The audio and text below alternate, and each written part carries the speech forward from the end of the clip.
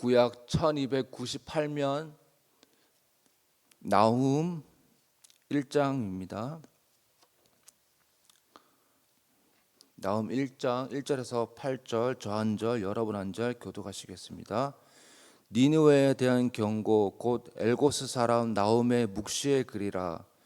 여호와는 질투하시며 보복하시는 하나님이시라. 여호와는 보복하시며 진노하시되 자기를 거스리는 자에게 여호와는 보복하시며 자기를 대적하는 자에게 진노를 품으시며 여호와는 노하기를 더디하시며 권능이 크시며 벌받을 자를 결코 내버려 두지 아니하시느니라. 여호와의 길은 해오리 바람과 강풍에 있고 구름은 그의 발에 티끌이로다. 그는 바다를 꾸짖어 그것을 말리시며 모든 강을 말리시나니 바산과 갈멜이 새하며 레바논의 꽃이 시드는도다.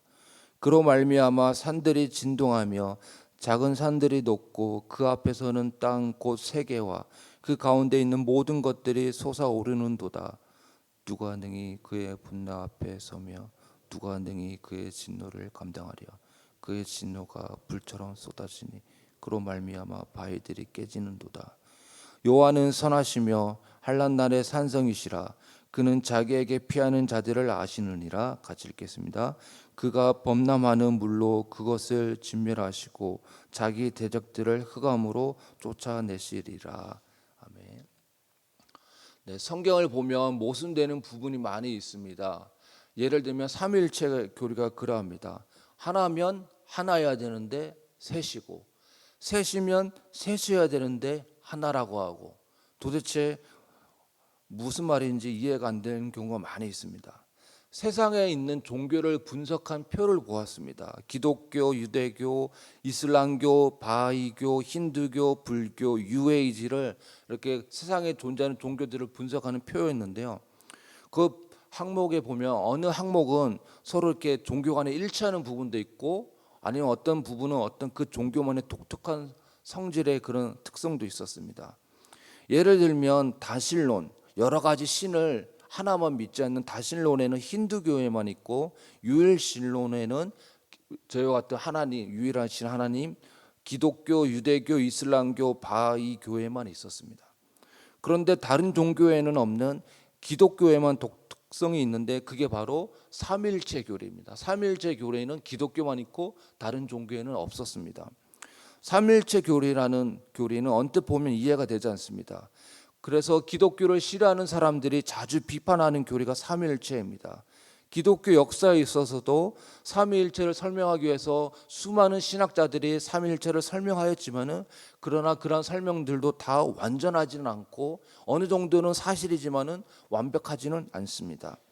그만큼 인간의 이성으로 이해하기도 설명하기도 어렵습니다.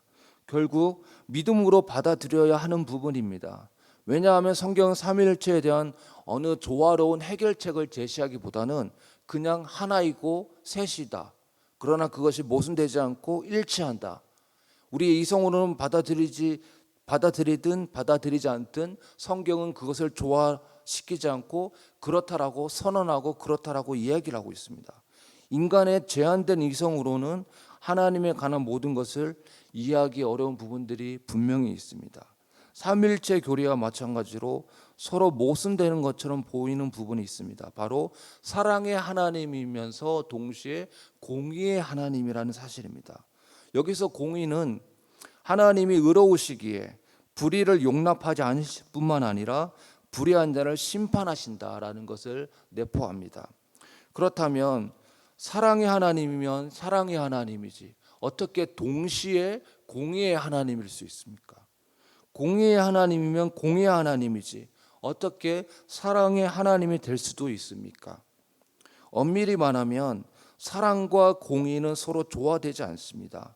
하지만 성경은 하나님의 그런 두 부분을 조화시키기보다 그냥 하나님은 사랑의 하나님이면서 동시에 공의의 하나님이다라고 선포합니다.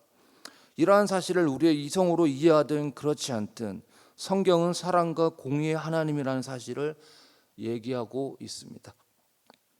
요나 다음에 있는 성경이 나훔입니다. 그래서 어제까지 요나였고요, 오늘부터는 나훔입니다. 그런데 요나 다음에 나음이 있는 이유가 있습니다. 왜냐하면 요나도 그렇고 나음도 그렇고 그 메시지가 니느웨를 향하고 있기 때문입니다. 그러나 차이점도 있습니다. 요나에서 니느웨 백성들은 요나가 비록 하나님의 말씀을 마지못해 어거지로 전하긴 했지만은 하나님의 말씀을 듣고 회개하고 반응을 하였다는 것이죠. 그러나 오늘 나움에서는 하나님이 동일한 니느웨 백성들에게 심판하신다라는, 그들의 죄악으로 말미암아 심판하신다라는 이렇게 차이점이 있습니다. 그래서 요나에서는 하나님의 그런 사랑과 은혜가 강조되는 반면에 나움에서는 하나님의 심판과 공의로움이 강조되고 있는 것을 보게 되었습니다. 그런데 니느웨 백성들이 이렇게 하나님의 심판을 받게 된 이유는 그들이 은혜를 받고 또 하나님의 그런 복음의 메시지를 받았음에도 불구하고 그러면 돌이키는 삶을 살아가야 되는데, 그때는 요나가 메시지를 전했을 때는 회개하고 반응하였지만 그 이후에는 여전히 죄를 짓고 교만하고 다른 나라들을 침략하고 그렇게 하나님을 거역하는 모습들이 있었기 때문에 하나님은 니느웨를 심판하시겠다라고 말씀하십니다. 오늘 본문에서도 요나에서는 사랑과 은혜의 하나님이 부각됐다면 나음에서는 공의와 심판의 하나님이 부각되어지는데요. 오늘 본문에서도 마찬가지입니다. 먼저 공의와 심판의 하나님에 대한 묘사입니다. 2절에 보시면 이렇게 기록되어 있습니다. 여호와는 질투하시며 보복하시는 하나님이시라.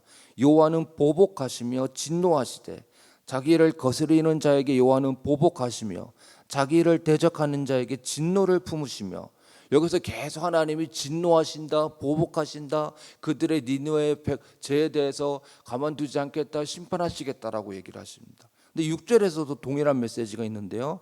누가 능히 그의 분노 앞에서 누가 능히 그의 진노를 감당하랴. 그의 진노가 불처럼 쏟아지니 그로 말미암아 바위들이 깨지는도다. 여기서도 하나님의 진노를 바랄 것이고 그 하나님의 진노에 누가 설 수 있겠느냐라고 하면서 아무도 피할 수 없다라고 얘기합니다. 이렇게 진노하시는 하나님, 니느웨의 죄에 대한 진노입니다.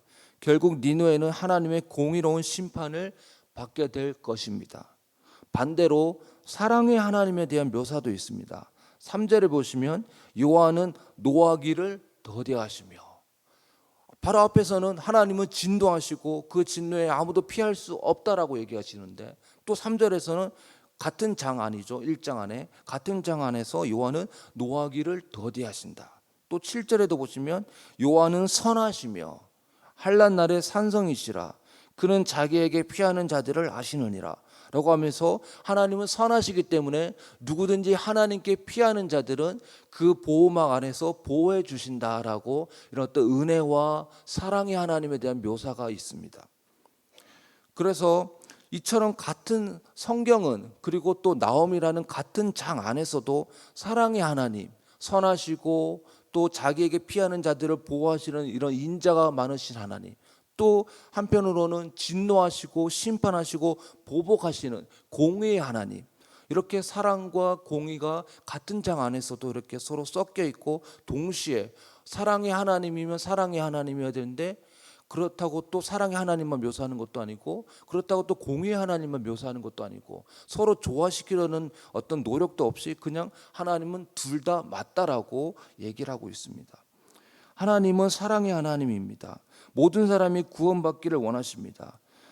저희가 어제까지 했던 요나서에 나오는 것처럼 하물며 이 큰 성읍 니느웨에는 좌우를 분별하지 못하는 자가 12만여 명이요 가축도 많이 있나니 내가 어찌 아끼지 아니하겠느냐라고 하면서 니느웨 백성들이 회개하고 돌아오기를, 그리고 내가 그들을 니느웨 백성들을 아끼지 아니하겠느냐라고 하면서 하나님 얼마나 자비롭고 은혜가 많으신 하나님인가라는 것을 보게 되어지는데요. 이 말씀에 근거하면 하나님이 니느웨 사람들을 아낀다라는 것을 알 수 있죠. 그런데 나홈에서는 하나님이 같은 니느웨 사람들을 심판하겠다고 합니다. 왜냐하면 회개에 합당한 열매를 맺지 않고 오히려 거짓과 포악으로 행했기에 하나님의 공의로운 심판을 피할 수 없었기 때문입니다. 말씀을 맺도록 하겠습니다. 사랑의 하나님이면 사랑의 하나님이지, 어떻게 동시에 공의의 하나님일 수 있습니까? 공의의 하나님이면 공의의 하나님이지 어떻게 동시에 사랑의 하나님일 수 있습니까? 이 둘이 서로 모순되는 것 같습니다. 하지만 성경은 이 둘을 조화시키지 않습니다.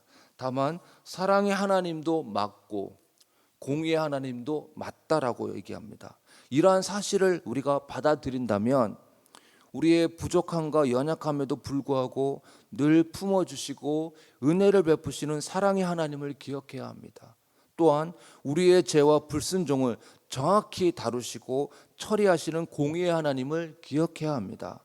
사랑의 하나님만 사로잡히면 방종케 되어 자유분방한 삶을 살게 됩니다.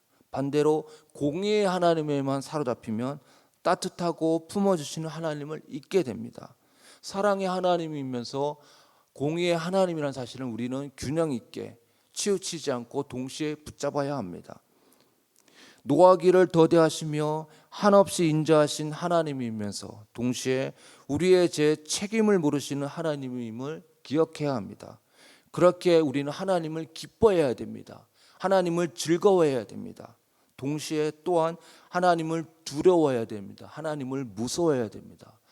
우리가 하나님을 기뻐하면서 동시에 하나님을 무서워할 수 있는, 그게 경외라는 단어인데요, 우리 하나님을 경외할 수 있는 이 하루가 되었으면 좋겠습니다. 기도하겠습니다.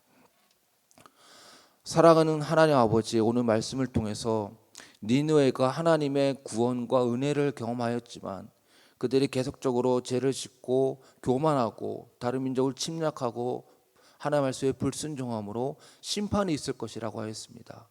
하나님은 동일한 니느웨 백성들에게 사랑을 베풀어 주셨지만 또 그들에게 공의의 하나님으로 나타나셨습니다. 하나님, 우리가 하나님을 기뻐하고 즐거워하기 원합니다. 하나님의 사랑에 감사하고 하나님의 사랑과 은혜의 따뜻함을 경험하며 살아가기 원합니다. 또한 동시에 하나님은 우리의 죄와 불의에 대해서 용서치 않으시는 공의의 하나님, 심판의 하나님을 기억하며 하나님을 두려워하는 마음으로 섬길 수 있길 원합니다. 하나님을 기뻐하고 즐거워하며 하나님을 경외하며 무서워하며 살아갈 수 있는 이 하루가 되어지게 하여 주시옵소서. 예수 그리스도의 이름으로 기도합나이다. 아멘.